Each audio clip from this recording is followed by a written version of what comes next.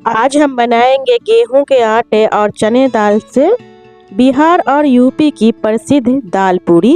इसे बनाना बहुत ही आसान है और इसकी खास बात यह है कि ये हेल्दी और टेस्टी होता है क्योंकि ये गेहूं के आटे से बनकर तैयार होता है।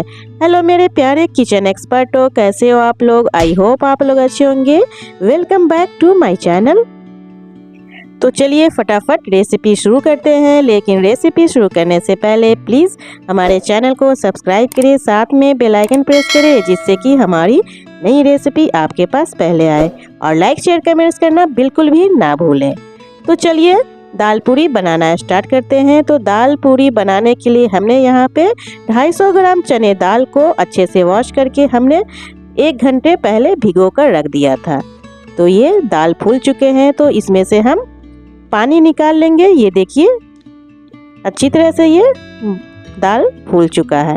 तो अब क्या करेंगे, यहाँ पे हम इसे बॉईल करेंगे। बॉईल करने के लिए हमने यहाँ पे लिया है एक प्रेशर कुकर और उसमें हम भिगोए हुए चने दाल को इसमें डाल देंगे। तो आप यहाँ पे प्रेशर कुकर की जगह पतीले का भी इस्तेमाल कर सकते हैं दाल को बॉईल करने के लिए, लेकिन प्रेशर कुकर में कम समय लगेगा। हम कम समय में दाल को बॉईल कर लेंगे। और यहाँ पे हम डालेंगे स्वाद के अनुसार नमक, 1 चम्मच हल्दी पाउडर। उसके बाद यहाँ पे लगभग हम 1 लीटर पानी डाल देंगे, यानी दाल से हमें 1 इंच ऊपर पानी चाहिए। तो चलिए इसमें हम ढक्कन लगाकर मीडियम फ्लेम पे 3 से 4 सीटी आने तक हम इसे पका लेंगे। तो इसे हम गैस पे डाल देते हैं और 3 से 4 सीटी आने तक पका लेते हैं। इसी बीच हम इसके लिए आटा तैयार कर लेंगे। तो हमने यहाँ पे गेहूं का आटा लिया है, लगभग 1 केजी के करीब है ये। और यहाँ पे हम स्वाद के अनुसार नमक डाल देंगे। उसके बाद यहाँ पे हम इसे अच्छी तरह से आटा के साथ नमक अच्छी तरह से मिक्स कर लेंगे। आप अपने टेस्ट के अकॉर्डिंग नमक कम या ज़्यादा रख सकते हैं। नमक को आटा में मिलाने के बाद यहाँ पे हम थोड़े थोड़े पानी डालकर इसको गूंथ लेंगे। जिस तरह से हम रोटी के आटा लगाते हैं उसी तरह हमें इसके भी आटा गूंथ कर तैयार करना है। तो यहाँ पे हम थोड़े थोड़े पानी डालेंगे और इस तरह से हम आटा को गूंथ लेंगे।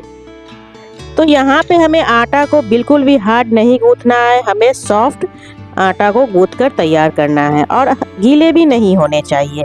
तो इस तरह से आप एक बार में पानी ना डालें जिससे आटा गीला ना हो। हम थोड़े थोड़े पानी डालकर सॉफ्ट आटा बनाकर तैयार करेंगे। और इस तरह से हम हाथों के पिछले वाले हिस्से का इस्तेमाल करके इस तरह से हम इसे आटा को सानेंगे जिससे कि पूरी अच्छी तरह से गोल गोल फूलकर तैयार हो और सॉफ्ट भी बनकर तैयार हो।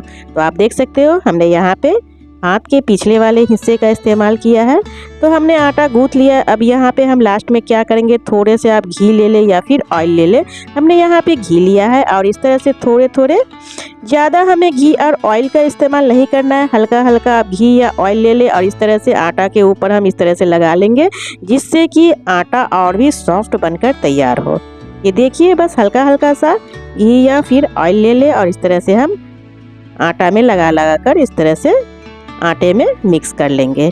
इससे हमारा पूरी एकदम सॉफ्ट बनकर तैयार होगा। तो चलिए आटा बिल्कुल रेडी हो चुका है। इसमें हम ढक्कन लगाकर इसे रेस्ट पे डाल देते हैं। तो ऊपर से हल्का सा हम यहाँ पे ऑयल या फिर घी लगा लेंगे जिससे कि आटे के ऊपर कड़ा जो होता है मेमोरी टाइप में वो ना जमे।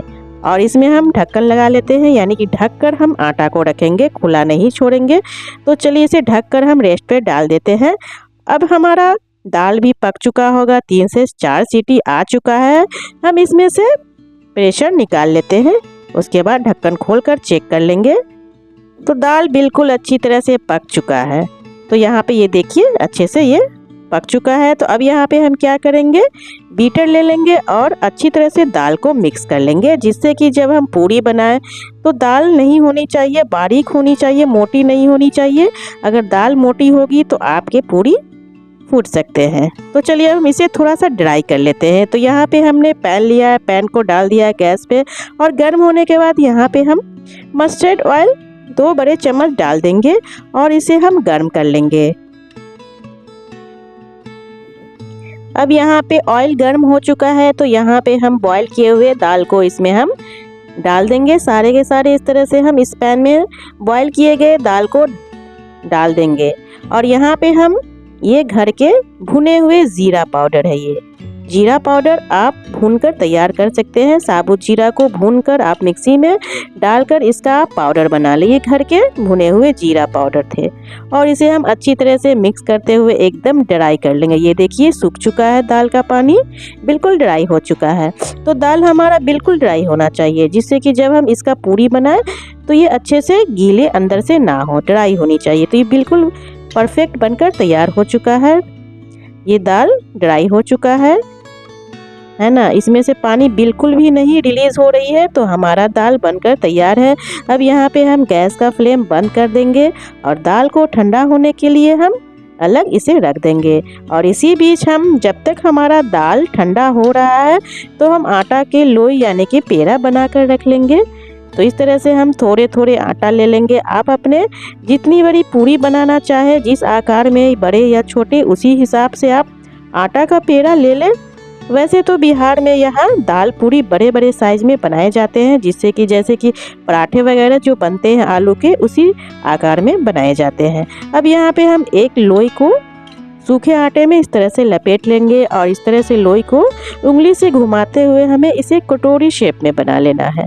ये देखिए इस तरह से घुमा घुमा कर हम आटा के लोई को हम गोल शेप यानी कि छोटी वाली जो कटोरी होती है उसी तरह हम बना बना कर रख लेंगे।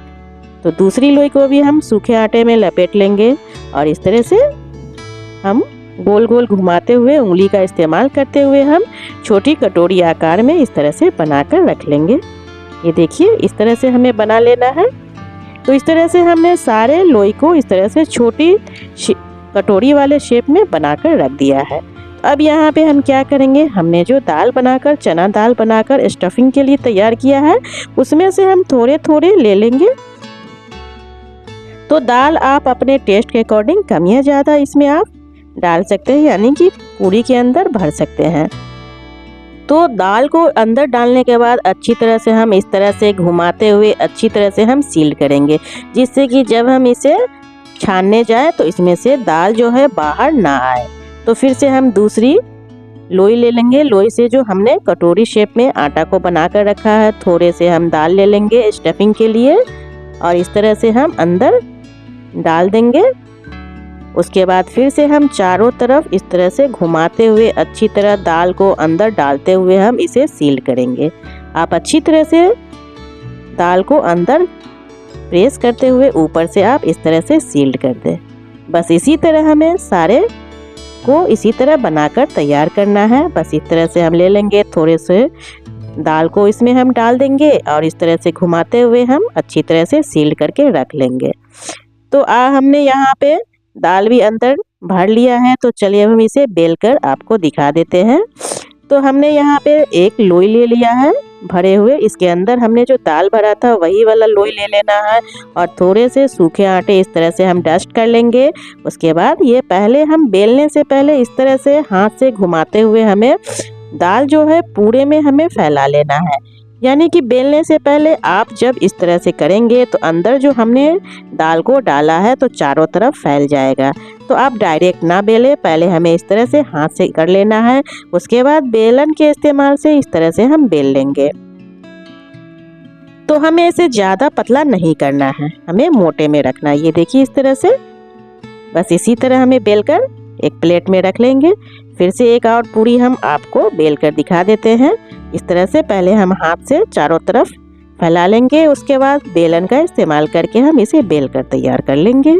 तो देखिए हमारा दूसरी भी पूरी बनकर तैयार है। तो चलिए हम इसे छान लेते हैं। छानने के लिए हमने यहाँ पे गैस को ऑन कर लिया है और उसके ऊपर डाल देंगे कढ़ाई और गर्म होने के बाद यहाँ पे हम डालेंगे मस्टर्ड ऑयल, क्योंकि यहाँ पे बिहार में दाल पूरी छानने के लिए मस्टर्ड ऑयल का इस्तेमाल किया जाता है। आप चाहे तो इसकी जगह रिफाइंड ऑयल का भी इस्तेमाल कर सकते हैं, लेकिन पारंपरिक तरीके से अगर आप दाल पूरी बनाओगे तो इसको छानने के लिए आप मस्टर्ड ऑयल का इस्तेमाल करें। अब इसमें हम तेल को गर्म करने के बाद यहाँ पे गैस का फ्लेम हमें मीडियम रखना है। मीडियम रखते हुए हम जब ऑयल अच्छे से गर्म हो जाए तभी हम इसमें पूरी को डाल देंगे। तो ऑयल गर्म हो चुका था, हमने यहाँ पे एक पूरी को डाल दिया है और इस तरह से हल्के हाथों से हम इस तरह से घुमा घुमा कर पूरी को फुला लेंगे। थोड़ी देर बाद आप देखोगे ये पूरी अपने आप गोल गोल गुब्बारे जैसे फूल जाएगा। तो ये देखिए ये फूल चुका है। अब इसे हम दूसरी साइड अच्छे से फ्राई करने के लिए पलट लेंगे। तो आप यहाँ पे केयरफुली इसे पलटें, क्योंकि इसमें ऑयल बहुत ही ज़्यादा आपके ऊपर छींटे पड़ सकते हैं। और हम मीडियम फ्लेम पे अच्छी तरह से इसे फ्राई कर लेंगे। तो ये देखिए हमारा एक पूरी बनकर तैयार है। इसे हम ऑयल से निकाल लेते हैं और एक प्लेट में रख लेंगे। तो इसी तरह सेम स्टेप फॉलो करते हुए सारे पूरी को हम इसी तरह छान कर तैयार करेंगे। आई होप आप लोगों को ये रेसिपी ज़रूर पसंद आएगी, और पसंद आए तो प्लीज़ हमारे चैनल को सब्सक्राइब करें, साथ में बेल आइकन प्रेस करें, जिससे कि हमारी नई रेसिपी आपके पास पहले आए। और लाइक शेयर कमेंट्स करना बिल्कुल भी ना भूलें। तो अगर हमारी ये रेसिपी पसंद आए तो अपने दोस्तों में भी ज़रूर शेयर करें और कमेंट्स में भी लिखकर ज़रूर बताएं। तो लीजिए हमने इस तरह से सारे पूरी को छान कर तैयार कर लिया। ये देखिए फूल कर गुब्बारे जैसे बनकर तैयार है। बहुत ही टेस्टी और डिलीशियस बनकर तैयार होता है। आप इसके साथ आलू की सब्जी या फिर चावल की खीर बना सकते हैं। यहाँ पे इसे बिहार में चावल की खीर के साथ इसे सर्व किया जाता है। तो बहुत ही टेस्टी लगता है खाने में। आप चाहे तो इसके साथ चावल की खीर भी बना सकते हैं। तो लीजिए हमने इस तरह से सारे पूरी को बनाकर तैयार कर लिया है। तो फिर मिलते हैं एक नई रेसिपी के साथ। तब तक के लिए धन्यवाद।